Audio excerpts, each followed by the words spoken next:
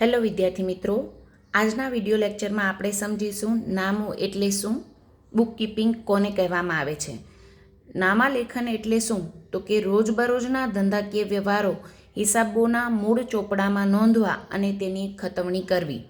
એટલે કે કોઈપણ ધંધાકીય એકમમાં જેટલા વ્યવહારો નાણાકીય વ્યવહારો થતા હોય એની કાચી નોંધ પરથી આમનોંધ લખવી, ત્યારબાદ આમનોંધના આધારે વિવિધ પેટા નોંધોમાં તેની નોંધ કરવી, પેટા નોંધો પરથી ખાતાવહીમાં ખતવણી કરવી અને ત્યારબાદ ખાતાની બાકીઓ કાઢવા સુધીનું કાર્ય નામામાં કરવામાં આવે છે. આ કોઈપણ સામાન્ય કોમર્સ ગ્રેજ્યુએટ વ્યક્તિ કરી શકે છે. આજના જમાનામાં ટેલી સોફ્ટવેર દ્વારા પણ આપણે નામું સરળતાથી લખી શકીએ છીએ, જેમાં બેઝિક એન્ટ્રી કરવામાં આવે છે. ઘણા કહેશે કે મેમ ખતવણી કરી લીધા પછી અને ખાતાની બાકી કાઢી લીધા પછીનું કાર્ય નામામાં નથી.